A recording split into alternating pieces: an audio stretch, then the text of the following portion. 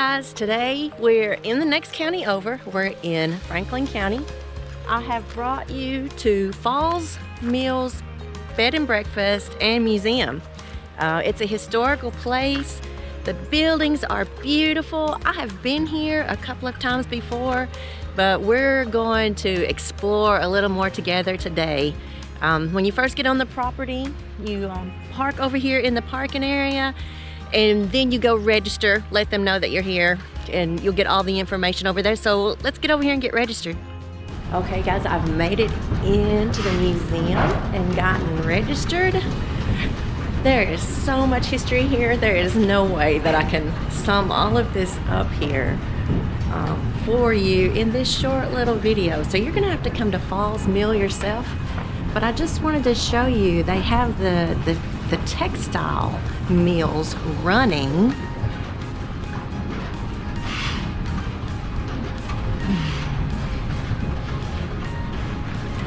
Isn't that so cool? And it's powered.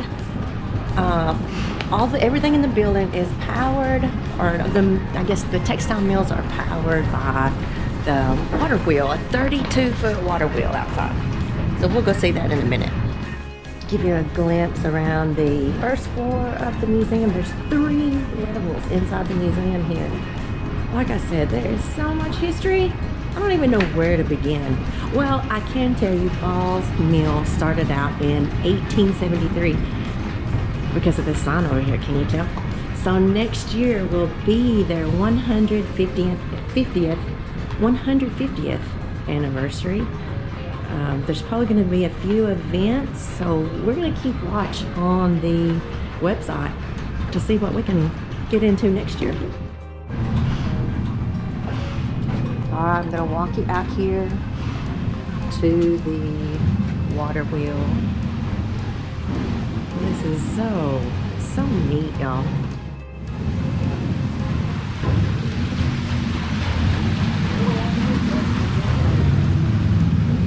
Here's the water chute, and it's filling the buckets up on this 32-foot water wheel. How awesome is that? So this is where all the power from the wheel is starting on the inside of the building. The wheel is turning the gear down there at the bottom, and all the belts are turning everything else. There's the belt, following it along, and here it is. Progress in motion. Some of the items here at Falls Mill. You get jams and pancake mix, corn grits, and cornmeal. All right, let's head to the second floor.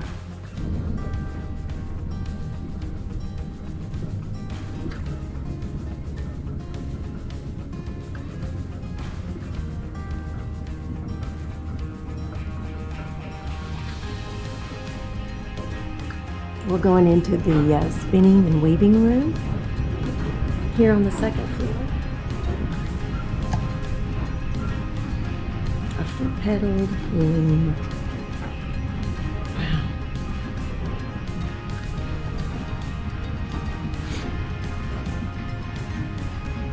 A spinning wheel. I do recognize that. I've never used one, but I have seen it.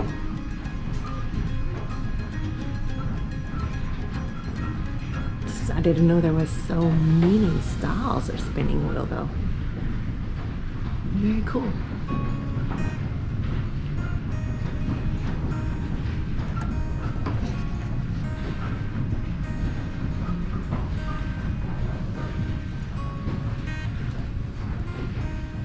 This loom was last used in World War II to weave blankets, it says. Wow.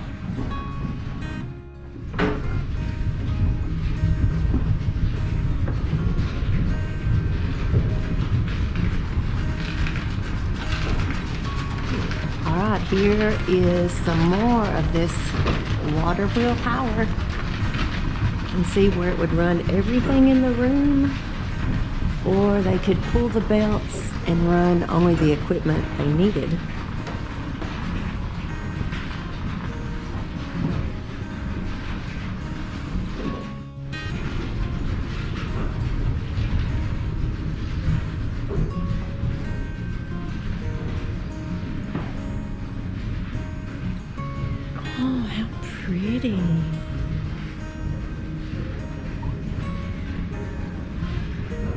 Okay, so I'm looking at a rug here, maybe.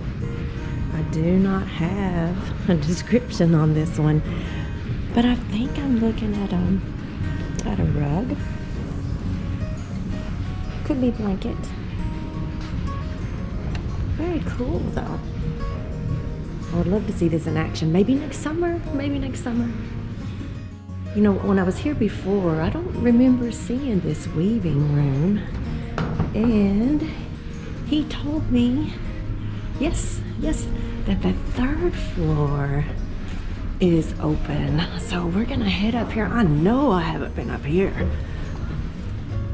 Ooh, got a mystery window here.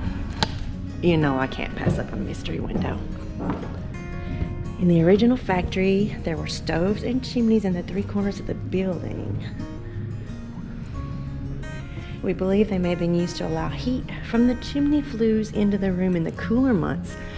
Oh, so it was kind of like ventilation with the heat from the first floor. Keep it kind of warm up here. Y'all, this is so cool to think about the history of this mill. Okay, so here's a sign for early graffiti. It's on this front wall. I'll show you here in just a second. It was placed there by workers and residents of the Falls Mills community.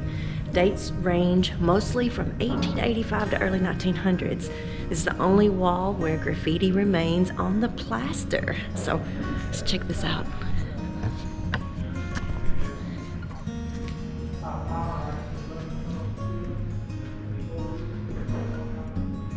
They had to leave their mark. We all do it.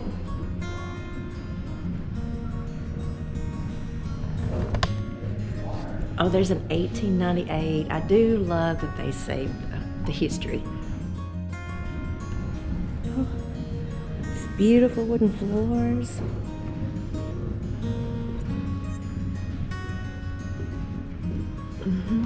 Okay, this is called a spinning mule. This is the oldest and largest self-acting, which is automatic, spinning mule left in the U.S. This is 1883 model. It was used to spin 360 spans of yarn simultaneously using water power. So this is what we have here. That is pretty awesome. Okay, so we have done all 3 floors here inside the museum. I think it's time to go out and see the outside. Okay, so I'm still trying to figure out what this building is. Okay, there's a sign over here. It's beautiful, beautiful. Okay, Rocky Springs Stagecoach Inn. Oh, I see. Jacob Hamilton built this log house near Elora, Tennessee in 1836. It was used as a stagecoach inn and later as a home. Wow, guys, this Falls Mill is so beautiful. They are a bed and breakfast. So I would really recommend that you make your reservation for the bed and breakfast. That way you can take your time and enjoy everything that the property has to offer. Oh, we're on the back of the inn property here. Looks like in this, well, it's cold now. It'd be perfect for a campfire gathering now. Wow, y'all, look how pretty.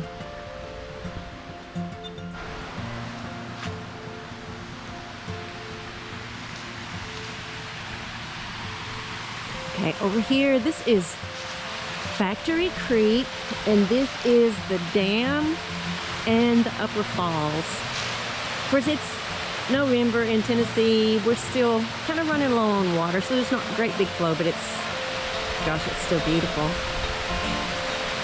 But from what I read inside the museum, where Factory Creek is dammed up over here, it is diverted through a mill race. It's diverted through the mill race straight over to that 32-foot water wheel, and that's what powers the mill. Remember the mill race I was talking about earlier? They divert the water from the dam and it comes down the mill race and under the drive here.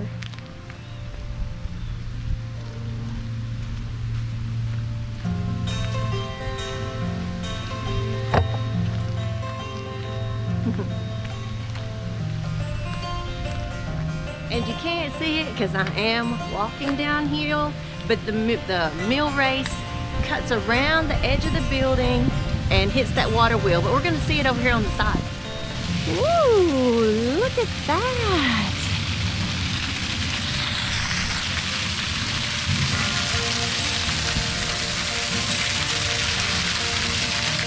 So I'm taking just a wild guess here, but I think they control the flow of that mill race by this water flow right here. If they completely shut this little waterfall off, that's more water that's going to be hitting the water mill on the side over there, and the faster things will run inside.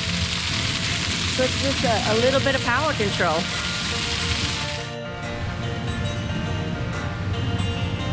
Looks to be a little bit of a wet weather fall there. I may have to bring y'all back when we have a big rain event here in Tennessee. I bet there's water all over this place. Oh my goodness, y'all. Look how pretty. Wow, that is just beautiful. Let me grab a photo.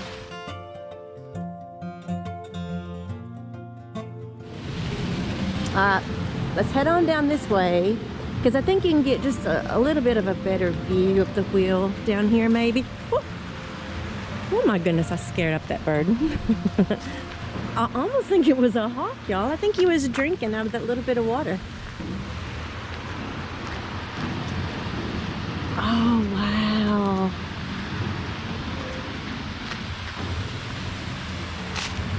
Look at all of this. Would you just look at it?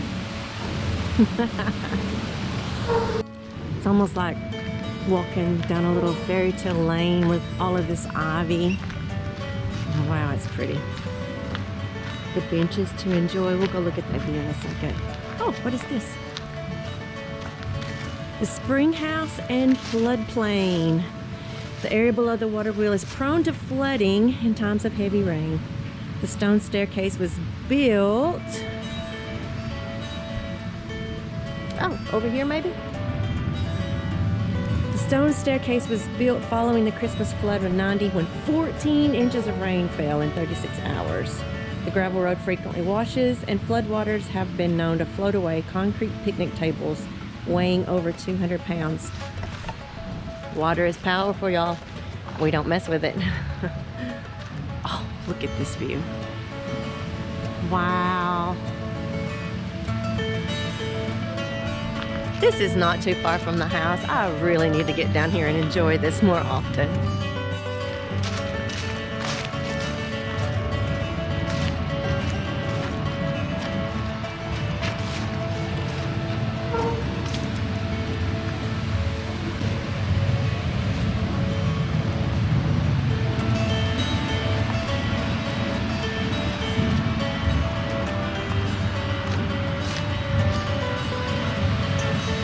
I can see how this would definitely be prone to flooding, because we're in a hole down here. So as the water's headed down, this is where it's going to gather. Wow. You can hear the wheel really good down here. Can you hear it? Wow, y'all, I could stay down here about half a day. But we have other things we need to see on the property. Let's go. All right. Here's an old barn here at Falls Mill. Looks like some of the old original equipment is still stored for display under here. Corn crib and carriage house.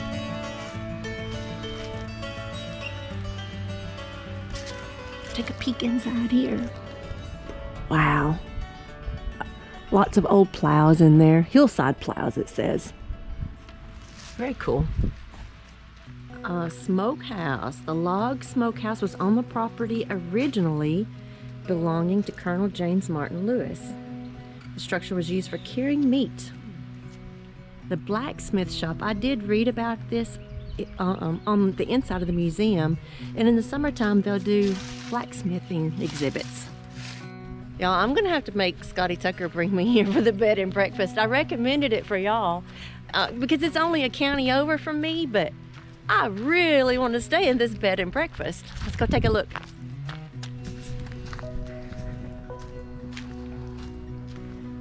How cute is this?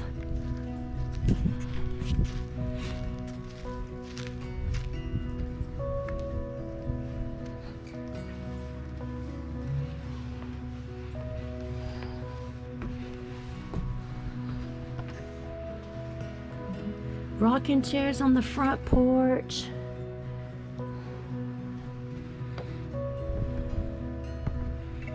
I sure wish we could go inside, but that's okay. From the front porch of this bed and breakfast, I don't know if you can hear it, but you can hear the water flowing over the top of the dam and the upper falls down there. And then this view, I mean, you just have the old barn across the road, the smokehouse and the old barn here. And a one-room schoolhouse to our right. We haven't made it over there yet. But it looks like the bed and breakfast offers a grill and a picnic table too.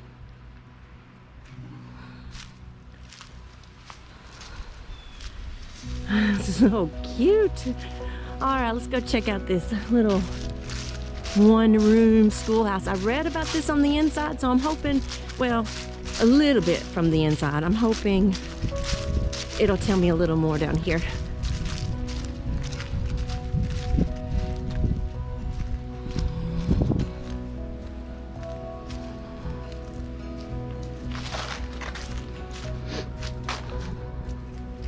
Okay, here we go. This is what I saw in the museum. This one-room log schoolhouse was built in, it's not antique. It was built in 2020, but it is a replica.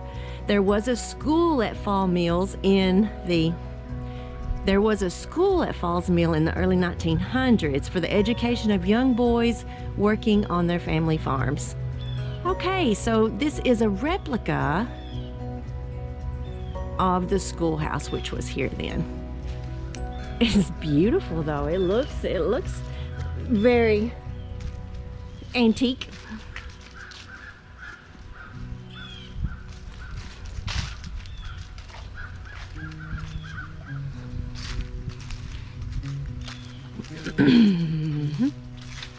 I would really, you can't see anything in there. Yeah, let's go try the door. You never know. It's probably locked, but we're gonna try it anyway. Yeah, it's locked.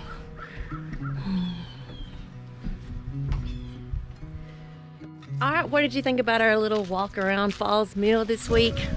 I have loved it. It makes me want to come back for the bed and breakfast. Like I said earlier, they do want you to call ahead for reservations. The bed and breakfast is open year-round, but tours of the museum are only from April to November. I think it's April through the end of November. So you want to get here April to November to be able to see the museum, because there's so much history here. And I know I didn't cover it all in here, but we would have been on video all day. All right, guys. This wraps up a short adventure right here in Tennessee. I'm so happy to take you along. Until our next adventure, we'll see ya.